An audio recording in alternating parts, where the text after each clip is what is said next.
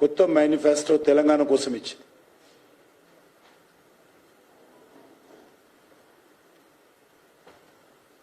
Congress party గత శాసనసభ ఎన్నికల్లో ఇచ్చినటువంటి ఏ హామీ కూడా అమలు చేయకుండా ప్రజలకు వెన్నుపోటు పొడిచి ఈరోజు అసంబద్ధమైనటువంటి మరి ప్రజలను మభ్యపెట్టేటువంటి కొన్ని హామీలు ఇవ్వడం జరిగింది. అందులో వాళ్ళు ఇచ్చిన దాంట్లో సర్పంచులకు నేరుగా కేంద్ర నిధులు, అది ఆల్రెడీ అమలు జరుగుతూ ఉంది. ఇందులో కొత్తగా వీళ్ళు వెతకాల్సిందేంది గాడి గుడ్డు తప్ప. ప్రతి ఇంటింటికి సొంత విద్యుత్తు ఉత్పత్తి వ్యవస్థ. ప్రధానమంత్రి గారు ఇప్పటికే పిఎం సూర్య ఘర్ ముక్తి బిజిలీ యోజన, ప్రతి ఇంటికి సోలార్ పవర్ విద్యుత్తు సంబంధించినటువంటి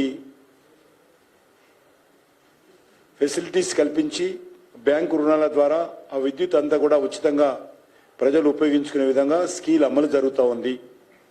వీళ్ళు ఇచ్చింది ఏం లేదు, ఇది కూడా పెద్ద గాడిద గుడ్డు తప్ప. అంతర్జాతీయ ప్రమాణాలతో సాంస్కృతిక వినోద కేంద్రం, ఇప్పటికే Sangeet Natak academy branch open చేశాం. South India culture centre foundation వేశాము. అదేవిధంగా కేంద్ర ప్రభుత్వం తరఫున మన యొక్క పెద్ద కళామంటపం ఘంటసాల వెంకటేశ్వరరావు గారి పేరు మీద 26 కోట్ల రూపాయలతో కళామంటపం కూడా కేంద్ర ప్రభుత్వ నిర్మాణానికి మాజీ భారత ఉపరాష్ట్రపతి వెంకయ్యనాయుడు గారితో భూమి పూజ చేయించాం. రైల్వేలో సంబంధించి కోచ్ ఫ్యాక్టరీ గురించి మాట్లాడారు. ఇప్పటికే 3,000 మంది ఉపాధి కల్పించేటువంటి రైల్వే మ్యానుఫ్యాక్చరింగ్ యూనిట్, ఒక కోచే కాదు, వ్యాగన్స్ కావచ్చు, కోచెస్ కావచ్చు, రైల్ ఇంజన్స్ కావచ్చు తయారు చేసే విధంగా ఇంటిగ్రేటెడ్ రైల్వే మ్యానుఫ్యాక్చరింగ్ యూనిట్ ఈరోజు ప్రధానమంత్రి గారు ఫౌండేషన్ వేశారు. చాలా వేగవంతంగా నిర్మాణం జరుగుతుంది. బయ్యాలంలో ఉక్కు కర్మాగారం, వీళ్ళు ఇచ్చిన ఆమె కొత్త ఆమె కాదు. వీళ్ళు గతంలో 2013లో తెలంగాణ బైఫరేషన్ యాక్ట్ ఇది పెట్టారు. ఇది ఫీజిబిలిటీ కాదని అనేక రకాల రిపోర్ట్లు ఇచ్చాయి. ఇప్పుడు రేవంత్ రెడ్డి ఇచ్చినట్టే 2018లో కేసీఆర్ కూడా హామీ ఇచ్చాడు. కేంద్ర ప్రభుత్వం ఇవ్వకపోయినా రాష్ట్ర ప్రభుత్వమే బయ్యారంలో మేము స్టీల్ ఫ్యాక్టరీ పెడతాం రాష్ట్ర ప్రభుత్వ నిధులతో అన్నాడు. ఆయన ఇవ్వలేదు, ఈయన ఇవ్వలేదు. కాబట్టి ఈరోజు ప్రజలను మభ్యపెట్టేటువంటి మరొక బయ్యారం స్టీల్ ఫ్యాక్టరీ హామీ ఈరోజు మన ముందు కనిపిస్తూ ఉంది. ఏపీలో కలిపినటువంటి 5 గ్రామాలకు తెలంగాణ తీసుకురావడం. రేవంత్ రెడ్డి పాపము రాసిస్తున్నాడో తప్పో ఆయన తప్పో తెలియదు, కానీ కాంగ్రెస్ పార్టీ ఎవరు కలిపారని అడుగుతా ఉన్నాను.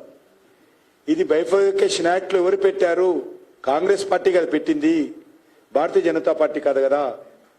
మీరే కదా బైఫర్కేషన్ యాక్ట్లో పెడితే 2014 ఎన్నికల ప్రణాళికలో కూడా కేసీఆర్ దీన్ని తీవ్రంగా విమర్శిస్తూ మేనిఫెస్టో పెట్టాడు. మా గ్రామాలు అన్యాయంగా తీసుకుపోయి అందరికి ఇచ్చారని.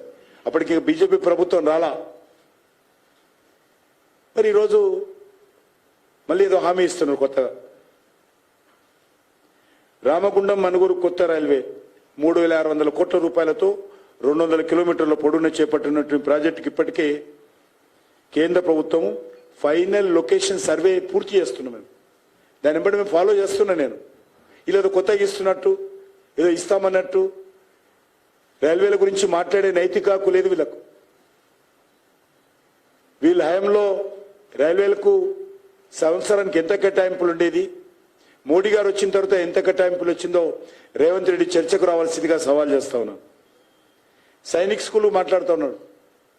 నరేంద్ర మోడీ గారు ప్రభుత్వం వచ్చిన తర్వాత వరంగల్లో ఎల్కుర్తి గ్రామంలో 2014లోనే 2017లోనే కానీ దుర్మార్గంగా కాంగ్రెస్ పార్టీ ప్రభుత్వము ఈరోజు మాట్లాడుతూ ఉంది.